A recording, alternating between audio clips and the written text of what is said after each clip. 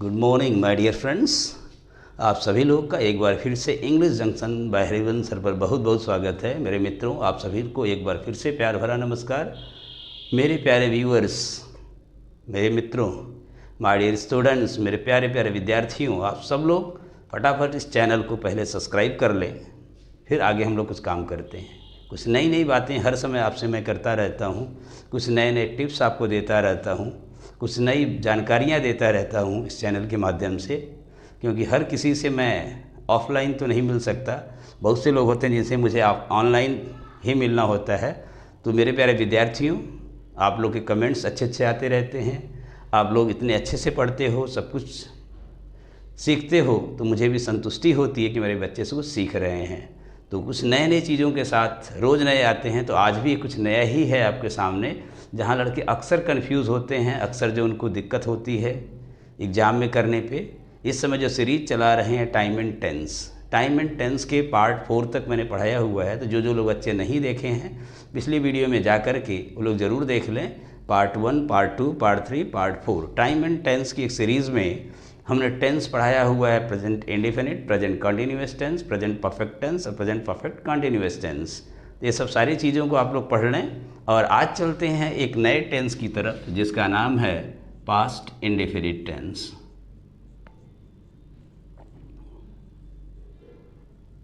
Past indefinite tense, जैसा कि ये पास्ट नाम ही है, पास्ट को हमने बताया था और इंडेफिनिट को भी बताया था, टेंस को भी बताया था अलग अलग, कि ये जो पास्ट नाम है, ये जो प्रेजेंट हमारा अभी बीत जाए, जैसे जब मैंने इसको लिखा तो ये प्रेजेंट था उस समय, लेकिन इस समय कहेंगे तो ये पास्ट हो जाएगा। जो बीता हुआ प्रेजेंट होता है वही हमारा पास्ट होता है। तो अगर जो प्रेजेंट सही है तो पास्ट आपका बिल्कुल सही होगा, लेकिन इस टेंस में पास्ट सही करने के लिए इस वीडियो को पूरा अंत तक देखना होगा आपको। तो मेरे प्यारे बच्चों, मेरे विद्यार्थियों, लगे रहिए शुरू से अंत तक, ठीक है। अगर आप चाहते हैं कि एंजॉय करें तो आप इसको ज़रूर देखें और एक एक चीज़ को नोट करें, और मेरी गारंटी है कि आप सीख जाएंगे, आप निश्चित रूप से कुछ न कुछ सीखेंगे। तो ये पास्ट क्या होता है, जहाँ हम वर्ब का क्या करते हैं, सेकेंड फॉर्म लगाते हैं। पास्ट क्या होता है, सेकेंड फॉर्म। सेकेंड फॉर्म में क्या करते हैं, हम वॉज लगाते हैं, इसमें हम वॉज लगाते हैं, या तो डिड लगाते हैं, या तो हैड लगाते हैं। हैड क्या है, हैव का पास्ट टेंस। वॉज क्या है, टू बी का पास्ट टेंस है, इसी का प्लूरल है वर। ये डिड जो है मेन वर्ब भी है और हेल्पिंग वर्ब भी है। और हैड क्या है, हैव का सेकेंड फॉर्म भी है, थर्ड फॉर्म भी है। तो यहाँ पर हम सेकेंड फॉर्म की बात कर रहे हैं। हैड, हैज़, हैव, ये जो प्रेजेंट में आता है, हैड पास्ट में आता है आपका, और हैड फिर परफेक्ट में भी आता है। पास्ट जो है ही, उसके बाद परफेक्ट में भी आपका आता है। तो आप लोग देखें इसको कैसे करते हैं। आपको जो पास्ट इंडेफिनिट टेंस है उसमें अगर आपको करना होगा तो बस आपको याद करना वर्ब का सेकेंड फॉर्म, या डिड नॉट, डिड आया है तो नॉट आया है, और वर्ब का फर्स्ट फॉर्म। सारे स्ट्रक्चर इसी से मिलके चलेंगे। स्ट्रक्चर अगर आपको बनाना है तो आप सब्जेक्ट लिखते हो, सेकेंड फॉर्म लिखते हो, फिर ऑब्जेक्ट और कॉम्प्लीमेंट करते हो। ये है आपका अफर्मेटिव सेंटेंस। जब आप अफर्मेटिव सेंटेंस की बात करेंगे तो यहाँ पे वर्ब का बस सेकेंड फॉर्म लगाएंगे। जैसे कहेंगे मैं घर पर था, आई वॉज एट होम, ये सिंपल पास्ट है। मैं खुश था, आई वॉज हैप्पी। मैं अपने मित्रों के साथ था, I was with my friend. मैं लखनऊ गया था, आई वेंट टू लखनऊ। तो इसमें ध्यान रखेंगे कि सेकेंड फॉर्म लगाएंगे कब। अक्सर लोग कंफ्यूज रहते हैं कब लगाएं। तो जैसे ही कोई शब्द को देखेंगे, ये जो सेकेंड फॉर्म लगाना हो तो आप ये याद रखिए, अगो। ये अगो क्या होता है, पास्ट का टाइम होता है। टाइम पास होगा तभी एक्शन आपका पास्ट होगा। यानी टाइम कब पास्ट होगा, जब हम बोल रहे हैं ये प्रेजेंट है, इसके ठीक पीछे वाला जो टाइम होगा वो क्या होगा, पास्ट हो जाएगा। ये अगो, 2 minutes ago I wrote all these things, I wrote all these things 2 minutes ago. जैसे ही अगो शब्द आए आपको बस याद रखिए सेकेंड फॉर्म लगाना है। जैसे किसी भी टाइम के साथ लास्ट दिया हो, last Monday, last year, last month, last week, last Saturday, जैसे ही कोई लास्ट आए और उसके बाद कोई भी टाइम आए तो याद रखिए आपको केवल सेकेंड फॉर्म लगाना, हैड नहीं। हैड लगा तो गया, तो लास्ट आ गया। जैसे कहीं आपको ये लगे यस्टरडे आ गया, या कोई time which is over, which is over, कोई भी ऐसा टाइम जो बीत गया हो। जैसे हमने कहा 2021, ये तो बीता हुआ है, ये तो बीता हुआ, लास्ट मंडे तो बीता हुआ है। जैसे अगर एक एग्जाम्पल अगर हम देखें, I have passed my intermediate, I have passed my intermediate in 1991। अगर हम लिखेंगे तो ये क्या है, ये तो बीता हुआ टाइम है, टाइम पास्ट है, एक्शन यहाँ पे प्रेजेंट है। हैव देख रहे होंगे एक्शन प्रेजेंट है। लड़कों को मैंने सुना हुआ कई बार, मैंने समझाया भी अपने इंट्रोडक्शन में लोगों को कि जब हम इंट्रोडक्शन देते हैं तो बोलते हैं आई हैव पास्ड इंटरमीडिएट इन 2020। नहीं बेटा, ये गलत है, आप लोग इसको कतई मत करना, कर देंगे तो गलत हो जाएगा। तो आई पास्ड बोलिए, ये जो थर्ड फॉर्म है ये हैव है, ये V3 है, तो ये पूरा कट जाएगा, लिखेंगे सिर्फ आई पास्ड। ये क्या है, वर्ब का second form. I passed by intermediate इन 1991। कभी भी मत कहिएगा आई हैव पास्ड। अगर इसी को नेगेटिव बनाना हो तो अगर आप चाहें कि इसको नेगेटिव में बोलें तो नेगेटिव में आप सब्जेक्ट लिख लें, हमेशा डिड और नॉट लग जाता है। अगर डिड नॉट आ गया है तो वर्ब जो है आपका फर्स्ट फॉर्म आ जाएगी, फिर ऑब्जेक्ट और कॉम्प्लीमेंट तो रहेगा ही। अगर यहाँ पे आपका नेवर आ गया तो वर्ब हमेशा सेकेंड फॉर्म में रहेगी, ये चीज़ ध्यान रखेंगे, नोट कर लीजिएगा। डिड नॉट आ गया तो फर्स्ट फॉर्म, नेवर आ गया तो आपका सेकेंड फॉर्म आ गया, फिर ऑब्जेक्ट और कॉम्प्लीमेंट। जैसे दिया है he did not cheat me, he did not cheat me, उसने मुझे धोखा नहीं दिया। did लगा, cheat वर्ब का फर्स्ट फॉर्म है। जैसे अगर हम कहें I never cheated anyone, मैंने कभी किसी को अपनी लाइफ में धोखा नहीं दिया। I was cheated many times by many persons, but I never cheated in my life. It is the reality of my life too. I have never cheated anyone. We can say that I never cheated anyone in my life. अगर हम कहें यहाँ पे I have never cheated तो ये भी सही है। कुछ टेंस में कन्फ्यूज़न होता है तो कुछ जगहों पे इसको प्रेजेंट परफेक्ट में बोलते हैं, कुछ लोग उसी को बोलते हैं सिंपल पास्ट में। लेकिन अगर इसके साथ टाइम जैसे हमने दिया अगो, लास्ट, यस्टरडे या कोई बीता हुआ टाइम अगर हो तो आप गलती से भी हैज़ हैव का प्रयोग ना करें। जैसे अगर हम कहें आई टुक माई ब्रेकफास्ट, ये भी सही है। I have taken my breakfast, ये भी सही है, दोनों सही है आपका। लेकिन अगर समय नहीं दिया है तो, अगर समय दिया हुआ है जैसे आई टुक माई ब्रेकफास्ट एट 8 o'clock, ये सही है। अगर हम कहें I have taken my breakfast at 8 o'clock तो इस समय तो 8 नहीं बजे, इस समय टाइम कुछ और हो चुका है, इसलिए I have taken my breakfast at 8 o'clock पूरी तरह से गलत हो जाएगा। तो मेरे प्यारे बच्चों इसको देखते रहें। अगर यही चीज़ अगर आप इंट्रोगेटिव में करते हो,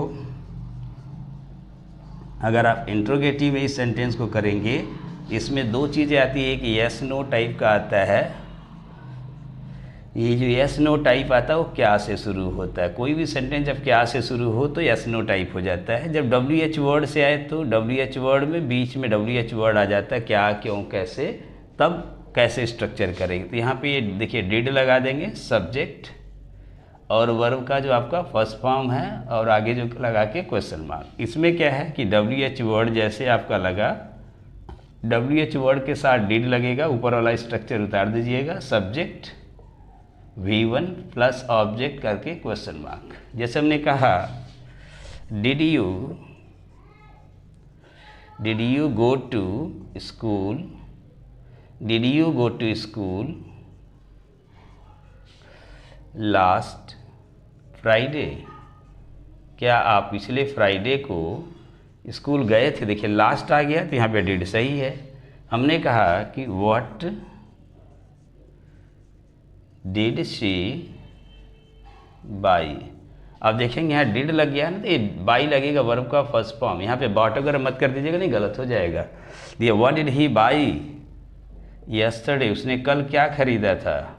तो आप इसका जवाब दे सकते हैं she bought a pencil yesterday, she bought an ice cream yesterday, she bought some things yesterday, कुछ चीज़ उसने खरीदी होगी।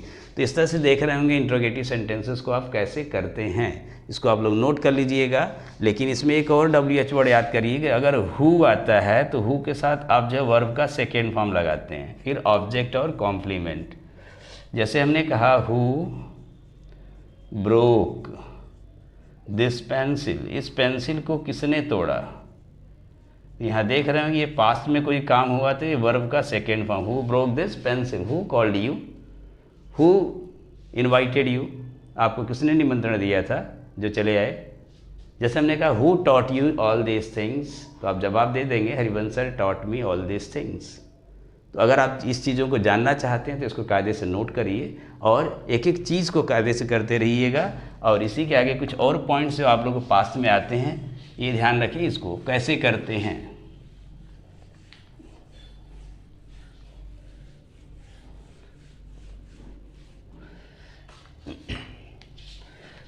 अब एक वर्ड आता है मेरे प्यारे विद्यार्थी, यूज्ड टू। ये यूज्ड टू अगर आए तो इसके साथ वर्ब का फर्स्ट फॉर्म, लेकिन ये ध्यान रखिएगा सब्जेक्ट के तुरंत बाद यूज्ड टू, क्योंकि यूज्ड टू काफ़ी कंफ्यूजिंग होता है। यूज्ड टू मॉडल भी होता है, यूज्ड टू वर्ब भी होता है, यूज्ड टू एडजेक्टिव भी होता है। इसको कैसे यूज़ किया जाता है, इसके अलग अलग यूज है, इसका हम चैप्टर बाद में बना देंगे आप लोग को कि कैसे करते हैं। Use to plus V1 plus object plus complement बचता है, तो ये यूज टू का क्या होता है, work done in past continuously. अगर कोई कार्य पास्ट टाइम में लगातार होता रहा हो, जैसे कहते किया करता था, जाया करता था, जाया करता था। जैसे आप कहें कि मैं उनसे बात किया करता था, I use to talk to him, अब आप नहीं करते हैं। जैसे कहें कि हम लोग पैदल जाया करते थे, हम लोग पैदल जाया करते थे, उस समय साधन नहीं थे, तब पास्ट की बात हो रही है। We used to go पैदल on foot, we used to go on foot। A used to के बाद देख रहे हैं वर्ब का फर्स्ट फॉर्म, को बेयर इन्फिनिटिव कहते हैं used to के बाद। जैसे बोला दादाजी मुझे कहानियाँ सुनाया करते थे, my grandfather used to tell me stories। मैं उपन्यास पढ़ा करता था, I used to read a novel। मैं दिन में 8 घंटे काम किया करता था, I used to work for 8 hours in day। इस तरह से देखेंगे यूज टू का प्रयोग वहाँ करेंगे जहाँ कार्य लगातार करते हैं। एक अगला फंक्शन आपका पास्ट में क्या क्या आता है, कहीं भी अगर आपको ये दिख जाए आई विश, अगर ये आई विश दिख जाए, इफ़ हो आई विश है, इफ़ है वुड दैट है, तो ये सब क्या करते हैं, ये सब जहाँ लगें तो ये होते हैं इमेजिनरी सेंटेंसेस। जहाँ पे इमेजिनरी सेंटेंस अगर आपको हो, काल्पनिक सेंटेंस याद रखिए, सिर्फ इससे कल्पना कर सकते हैं और इससे कोई हकीकत वाली बात नहीं होगी। इसका सबका मतलब होता है काश। तब इसको हम कैसे करें, काश वह मेरी माँ होती, काश मेरे पास पंख होते, काश मैं उड़ पाता, काश मैं भारत का प्रधानमंत्री होता। तब मेरे प्यारे बच्चों इसको कैसे करेंगे, आई विश या इफ़ या वुड दैट, इसमें से कुछ भी अगर आपके सामने आएगा, इसके तुरंत बाद आप सब्जेक्ट लगाओगे, आई विश के बाद कामा लगा लेना, बाकी ऐसे कर देंगे। सब्जेक्ट के तुरंत बाद आपको या तो वर लगाना है, या हैड लगाना है, या वर्ब का सेकेंड फॉर्म लगाना, आगे जो भी रहेगा लिख देंगे। वर कब लगाएंगे, उसके बाद ऑब्जेक्ट कॉम्प्लीमेंट जो भी रहेगा लिख देंगे। वर तब लगाएंगे जब कोई हैपनिंग हो। When we talk about any happening, we use were। जैसे काश मैं राजा होता, होना happening. I wish I were a king, काश वह मेरी बहन होती, I wish she were my sister, काश मैं राजकुमार होता, I wish I were a prince, काश मेरे पास 2 पंख होते। ये पोजीशन, ये क्या बता रहा है, आपका पोजीशन है। जब आपके पास कोई चीज़ की अधिकार की बात करेंगे तो आप क्या लगाएंगे, हैड, काश मेरे पास 3 हाथ होता, इफ़ या आई विश या would that I had 3 hands. ये जब मेन वर्ब आएगा तब आप लगाएंगे, काश आप मुझे पढ़ाते। जैसे कुछ बच्चे सोचते होंगे कि मैं उन्हें पढ़ाऊं जिनसे मैं नहीं पढ़ा पा रहा हूं, कहते सर काश आप मुझे पढ़ाते, sir I wish you would teach us या you taught us. I wish sir, I wish you taught us, ये जो second form I wish I went there, काश मैं वहाँ जाता लेकिन जा नहीं पा रहे, ये इमेजिनेशन है। तो जैसे अगर बोलें काश मैं राजा होता, काश मैं राजा होता, तो बोलेंगे I wish comma I were a king, I wish I were a king, काश वह मेरी दोस्त होती, I wish she were my friend. जैसे if he were my brother, काश वह मेरा भाई होता, लेकिन है नहीं। इफ़ ही वर, यहाँ पे ही के साथ भी वर लगाएंगे। Would that it were Sunday today, काश आज रविवार होता। यहाँ देख रहे होंगे सबके साथ यहाँ पे वर आया है और हैड पोजीशन के लिए लगा देंगे और आगे अगर देखिए सारे इंपॉर्टेंट है, इसको आप लोग अच्छे से कर लेंगे। अगर कहीं आपको एज इफ़ दिख जाए, एज दो दिख जाए, तब भी आप यहाँ पे समझ लीजिए जो सब्जेक्ट आएगा इनके बाद, ये सब के बाद, इनके तुरंत बाद सब्जेक्ट आए तो यहाँ पे आप वर लगा दीजिएगा, या तो हैड लगाइएगा या वर्ब का सेकेंड फॉर्म लगा के आगे जो रहेगा लगा देंगे। इसका मतलब होता है मानो या जैसे कि। जैसे कुछ लोग होते हैं इमेजिनेशन कर लेते हैं, कुछ लोग ऐसे होते हैं वो ऐसे बोलता है मानो कि गवर्नर हो, ऐसे मत बोलो जैसे कि बहुत बड़े नेता हो। वह ऐसे बात करता है जैसे भारत का प्रधानमंत्री हो, है नहीं, हकीकत में है नहीं, रियलिटी नहीं है, ये इमेजिनेशन है, ऐसे की कल्पना है। तो आप करेंगे he speaks as if he were the prime minister, वह ऐसे बात करता है जैसे लगता है कि भारत का प्रधानमंत्री हो, या ऐसे बात करता है कि प्रधानमंत्री है। यदि यह है don't talk to me as though you had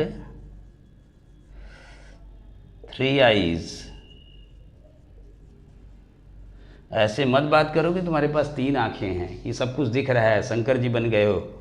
तो इस तरह से बहुत सारी चीज़ों में जहाँ पे देखेंगे एज इफ़ एज दो, तो उसके बाद भी वही स्ट्रक्चर सिंपल पास्ट वाला स्ट्रक्चर लगाएंगे। आई विश इफ़ या वुड दैट आएगा। इमेजिनेशन, ये जो इमेजिनेशन होना चाहिए, इमेजिनरी सेंटेंसेस में ही ये सब नियम लागू होंगे।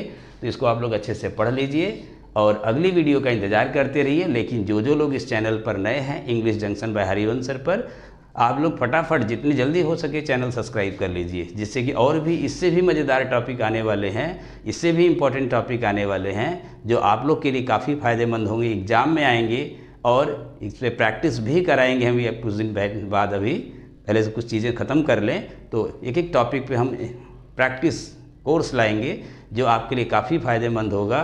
तो मेरे प्यारे बच्चों, जो लोग इस वीडियो को वॉच कर रहे हैं, इसको लाइक करें और अपने दोस्तों को शेयर कर लें। ये तो करना बिल्कुल ना भूलें, क्योंकि आप सभी लोग ही तो मेरे सहारे हो और मैं आपके सहारे हूँ, क्योंकि आप लोग के बिना मैं अधूरा हूँ। I am incomplete without you and you are also incomplete without me, तो we are made for each other. तो इसी के साथ आप सब लोग से विदा लेते हैं। All the best, enjoy your life.